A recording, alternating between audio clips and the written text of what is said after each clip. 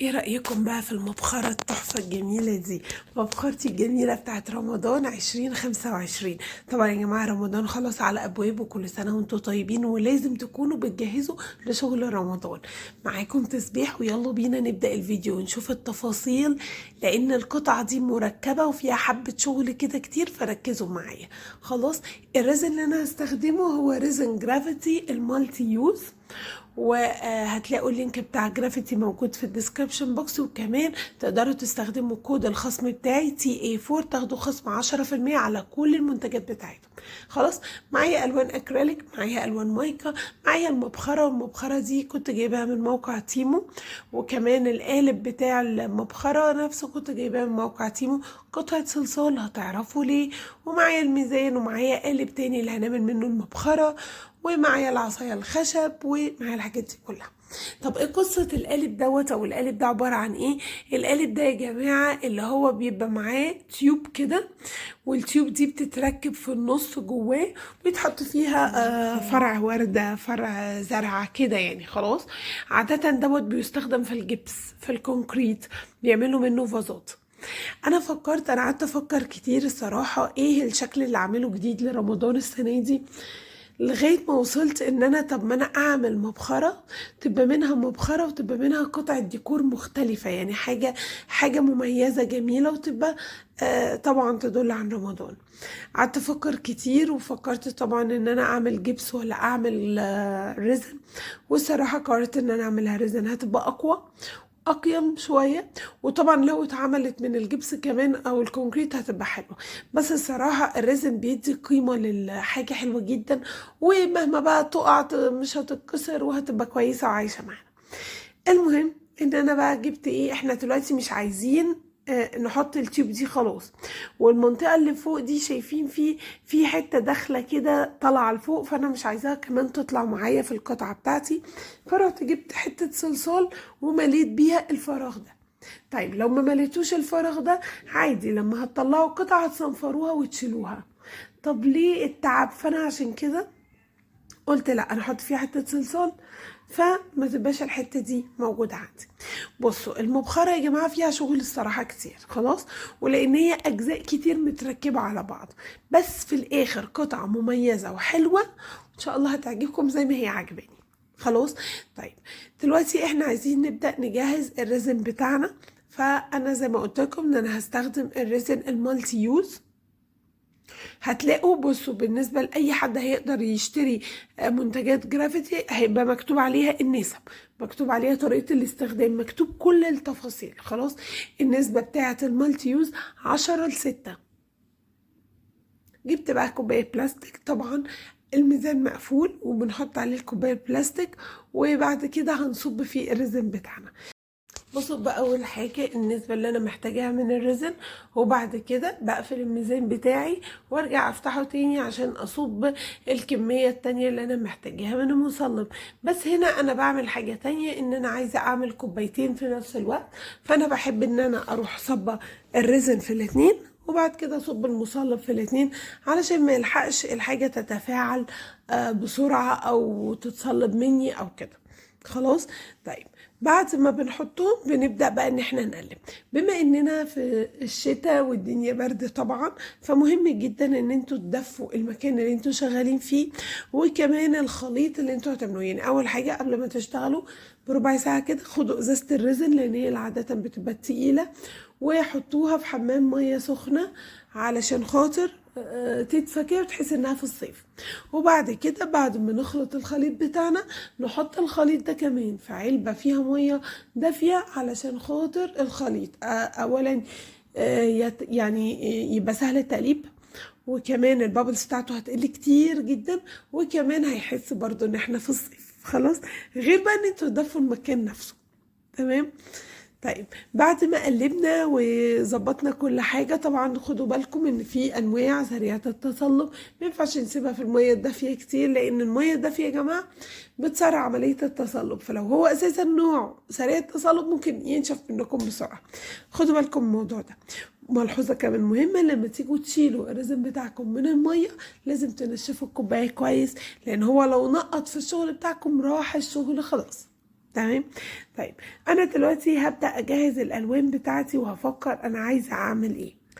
انا مفكره ان انا اعمل، بصراحه دي الالوان اللي انا شغاله بيها في شغل رمضان السنه دي، ان انا اعمل اوف وايت وادخل معاه تاتش شامبين كده، ومعاه الشفاف بورق الذهب. طبعا يا جماعه مش عايزه افكر انسى اقول لكم ان في بلاي ليست سلسله فيديوهات اسمها رمضان. بصوا كل الفيديوهات اللي تتخيلوها، يعني انا عملت ترابيزات عن رمضان خلاص، او ترابيزه يعني عن رمضان، وكانت تحفه بجد هتعجبكم جدا. عملت صواني، عملت اطباق، عملت شياله مناديل، عملت حاجات كتير جدا بالرزق لرمضان. فبجد نصيحه مني، اي حد هيبدا يشتغل شغل رمضان لازم ان هو يدخل البلاي ليست دي ويتفرج عليها، بجد هتفيدكم جدا جدا. غير طبعا بقى حوامل المصحف الكتير اللي احنا عملناها مع بعض. يمكن السنه دي كمان نضيف شكل من اشكال حوامل المصحف، ربنا يسهل. بس انتوا ادعولي كده ربنا يشفيني وينفخ في صدري شويه، لان دور البرد اللي عندي فظيع الصراحه، يعني الكحه موتاني والله. انا بسجل لكم بالعافيه. المهم انا هنا جهزت شفاف مع ورق دهب، وجهزت هنا لون الشامبين اللي انا بقول لكم عليه ده، هو دي تاتش خفيف بصراحه بيدي شكل حلو جدا. اوكي. وعملت كمان الشفاف دوت بقى هحط فيه ابيض اكريليك علشان اللون ما يبقاش شفاف، وهحط عليه ابيض مايكا شفاف من اللي هو السيلفر، وهحط سنة من الشامبين كمان عشان اللون ما يبقاش ابيض جامد قوي يعني. نقطة بسيطة الصراحة، اللون دوت عاجبني جدا جدا جدا يعني. وهنا برضو انا مجهزة جنب المبخرة، شايفين القالب اللي قدامكم، علشان اصب المبخرة مع الجسم بتاعها، علشان بعد كده يبقوا واخدين من درجات بعض. يعني حاولوا ان انتوا تبقوا بتصبوهم في نفس الوقت عشان الدرجات. مشيت عليه الكوباية التورش علشان اتخلص من اكتر بابلز موجودة، الكمية اللي اقدر اتخلص عليها. بدأت ان انا اوزع الريزن الشفاف بالورق الذهب من فوق، واحط الريزن الابيض من تحت. بصوا انا جيت اقص الكوباية علشان خاطر اقدر اعمل بوز اصب منه اسهل، لان طبعا القالب رفيع شوية، يعني معرفش ان انا ادخل براحتي.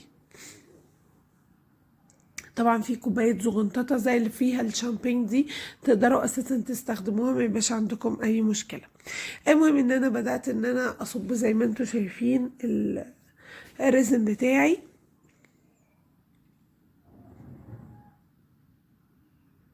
وبدأت ان انا اصب كمان في المبخرة. المبخرة طبعا انا بحط الالوان دي مع بعض ومعاهم كمان اللون الشامبين عشوائي. حلو، هما لما بيدخلوا مع بعض بيدوا شكل حلو جدا، بتبقى نفس الوان المبخرة الجسم نفسها، فبيبقوا لايقين على بعض وحلوين قوي. طبعا اهم حاجة حاولوا تتخلصوا من البابلز على قد ما تقدروا وتدفوا المكان. خلاص. وبصوا مشوا الهوت ارجان، او لو اضطريتوا ان انتوا تمشوا التورش سريع جدا جدا، وخدوا بالكم ان انتوا متحرقوش القالب. خلاص. وهنا بصوا انا جبت اللي هو الشامبين، عملت بيه تاتشات خفيفه قوي عشان ما يبقاش اللون ساده كده، لا يبقى فيه حركه، وسبته علشان هنسيبه دلوقتي علشان يتصلب. نرجع بعد كده بقى نكمل الشكل بتاعنا وندي طابع رمضان اللي احنا حابينه. هنا بصوا انا استخدمت الهوت ارجان، والهوت ارجان كمان بيساعد ان احنا ندمج الريزن يدخل في بعض اكتر. فانا الصراحة افضله عن التورش، لان التورش ساعات بتحرق القالب ويلزق بقى في الريزن، ودي اللي بتبقى الازمة كلها. هنا بقى بعد ما تصلبوا تعالوا نشوف شكلهم هيطلع عامل ازاي. بصوا شكل ازاي المبخرة نفسها او جسمها، يعني الورق الذهب ظاهر، تداخل الالوان الاوف وايت مع الشامبين مع الحاجات دي بيدي شكل حلو جدا. طبعا دي لسه احنا هنركب لها المبخرة نفسها، ولسه هيحصل لها صنفرة علشان يبقى مقاسها مظبوط. بصوا انا معاكم من المبخرة الصراحة فيها موال كبير، بس مميزة، يعني جميلة ومميزة ومش موجودة. فاحنا نحاول دايما ان احنا نعمل حاجة مختلفة حتى لو كان فيها تعب شوية. بصوا دي اشكال بقى انا كنت عاملاها بالفينيل. خلاص. اشكال فوانيس وهلال ونجوم، وممكن بقى تحطوا حاجة رمضان كريم، تحطوا كتابات، اللي انتوا عاوزينه اللي انتوا عاوزينه. طبعا اللي ما عندوش فينيل او ما يقدرش يوفر الكتابات والصور والحاجات دي، تقدروا انتوا بقى بفرشة والوان اكريليك تعملوها. دوروا على ستيكرز بتتباع لرمضان، ممكن تفكروا افكار كتير جدا، وممكن حتى بالوان اكريليك وفرشة وتعملوا حبة نجوم وهلال. الصراحة مفيش اسهل من كده، يعني مفيهاش اي صعوبة خالص. بصوا انا بعد كده جبت بقى حبة فوانيس وحبة نجوم، وبدأت ان انا الزقهم كمان على المباخر نفسها. طبعا ممكن حد يقول طب اللي على المبخرة، يعني احنا اللي على الجسم نفسه او القبة هنصب عليه ريزن تاني، طب اللي على المبخرة هنعمله ايه؟ انا بدهن عليه ورنيش، بيحصلوش اي حاجة، بيبقى ماسك في القطعة بتبقى بتلمع، ما بيبقاش في اي مشكلة خالص، ولان اساسا يعني دي ولا هتتغسل ولا يحصلها اي حاجة يعني. تمام. وانا هنا زي ما انتم شايفين دلقت عليها طبقة ريزن زي ما انتم شايفين علشان احميها، ودي الطبقة النهائية بتاعت القطعة. خلاص. هنسيبها علشان تنشف. نيجي بقى للقالب اللي في الجنب دوت، وانا قررت قعدت افكر الصراحة احط ايه في النص. انا كنت عايزة احط حاجة، وبرده من ضمن الافكار اللي انا فكرت فيها ان انا كنت عايزة احط فيها اضاءة، بس الصراحة ما عرفتش اوصل لاي حبل اضاءة صغير نهائي خالص. وحتى لو ما بوصل لحبال إضاءة فيها بطارية كبيرة قد كده أكبر من إطار القطعة، فأنا هحطها فين؟ عشان كده معملتهاش، بس أنا كنت بفكر الصراحة إن أنا أحط فيها كمان نور. فانا بقى قررت في الاخر ان انا هنزل منها القطعه دي طبعا شكل اسلامي حلو جدا ومناسبه جدا لرمضان. فرحت جايبه برضو شفاف ورق دهب، ورحت حاطه حبه ابيض في النص، ورحت جايبه التاتش بتاع الشامبين عشان يبقوا كلهم ماشيين على نفس الجو. وبعد ما عملت الحركه دي نسيبها بقى علشان تنشف عشان تتصلب. بعد كده نبدا نحط فيها الكتابات بتاعتنا ونعلقها في القطعه بتاعتنا. بصوا انا هنا بعد ما حطيت شفاف الصراحه حبيت ازود فيه ورق الدهب عشان من الجنب لما نيجي نبص للقطعه ما يبانش ان في جزئيه شفافه ما فيهاش، يعني عارفين هيبان القسمه بتاعه الطبقات. فعشان كده انا كنت حابه ان انا لا ازود فيها ورق دهب كمان. وهنا القطعه بتاعتنا كانت خلصت، وتعالوا بقى نبدا نطلعها ونشوف شكلها يطلع عامل ازاي. بس مهم جدا يا جماعة خدوا بالكم انها لازم تكون اتصلبت، لان لو طلعتوها بدري شوية وكان لسه فيها ليونة كل الاستقامة بتاعتها والديزاين ده هتلاقيه اتعوج وكده وباظت منكم، فخدوا بالكم من الموضوع ده. طبعا شايفين الصلصال هنبدأ نشيله بمنتهى السهولة، والحتة دي تقدروا تصنفروها ويبقى مجهودها اقل من لو كنا بنصنفر قطعة كبيرة. غير ان انا هلزق هنا المبخرة نفسها فهتداري على اي اثار موجودة. انا هنا بالقطر بدأت ان انا اطلع كل اثار الصلصال الموجود، وشايفين طلع شكلها حلو ازاي. انا كمان هحط عليها من الجناب كمان فوانيس علشان تحليها اكتر واكتر. هنا بقى انا هركب الفينيل على القطعة اللي انا هعلقها. خدوا بالكم من حاجة، انا ما ينفعش نحط الفينيل الا لما تكون القطعة بتاعتنا نشفت وما بتتبصمش، وخدوا بالكم ان هي ما تبقاش فيها اي طراوة، لان ممكن تكون ما بتبصمش بس طرية، بحيث ان انتوا لما تحطوا الستيكر بتاع الفينيل يمسك فيها وتطلعوه بصعوبة. فخدوا بالكم من النقطة دي. وبعد ما حطيته زي ما انتوا شايفين هبدأ بعد كده ان انا اصب عليه ريزن علشان احميه، وتبقى القطعة دي كمان خلاص خلصت. خلاص انا هنا اهو بصب الريزن. طبعا لازم نتخلص من اي بابلز موجودة. بوزع الريزن بتاعي على القطعة كلها واخليها تدي شكل بومبي كده عشان يبقى شكلها حلو، ونسيبها بعد كده عشان تتصلب. شايفين شكلها بقى بعد ما خلصت طلعت حلوة قوي ازاي. وطبعا لمعان الريزن دوت عشان ريزن جرافيتي طبعا لمعانه حلوة قوي، وعلشان كمان انا مدفية المكان حلو جدا. خدوا بالكم من النقطة دي. دلوقتي انا جبت الميني كرافت بتاعي وهبدأ اخرم فيها علشان خاطر اعلق القطعة بتاعتي، وجبت الزرد وهركبه علشان اجهز القطعة بتاعتي ان انا اعملها. وخرمت انا في الحتة دي وركبنا مسمار. شايفين المسمار اهو، هجيب لزق وهحطه في الخرم، وبعد كده هحط المسمار بتاعي. طبعا لو عندكمش لازق، عندكم لسه ريزن بتصبوه لاي حاجه، استنوا الريزن ان هو يتقل قوي واستخدموه كماده لزق، وده هيبقى اقوى لزق تقدروا تستخدموه وانتوا شغالين في شغل الريزن. بصوا شكلها طلع حلو قوي ازاي، الصراحه انبسطت بيها جدا جدا جدا. تعالوا بقى نروح للمبخره بتاعتنا بعد ما حطينا عليها النجوم والهلال والحاجات دي. لسه ضيقه شويه على المبخره، فاللي انا عملته ان انا قعدت اصنفرها واكحت فيها كمان بالقطر لغايه ما وسعت المكان، وجبت اللزق دوت وحطيته عشان الزق المبخره، انا عايزاها ثابته ما بتتحركش. بس طبعا لو انتوا شغالين بالريزن، الريزن افضل وهيثبتها احلى وهيدينا نتيجة افضل. خلاص حطيت عليها التورش كده بس علشان الزقها كويس.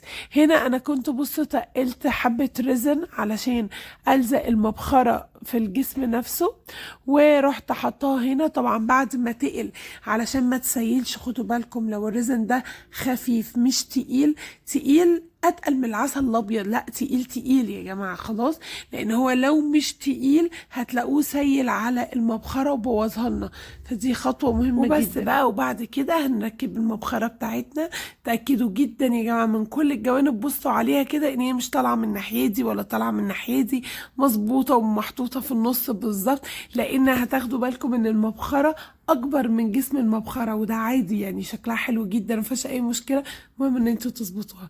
شايفين طلعت شكلها عامل ازاي؟ الصراحه انا حبيتها جدا جدا جدا، والفوانيس والنجوم مديها شكل تحفه، والعليقه اللي في النص انا حبيتها قوي. انتوا ايه رايكم؟ هستنى ردكم. السلام عليكم.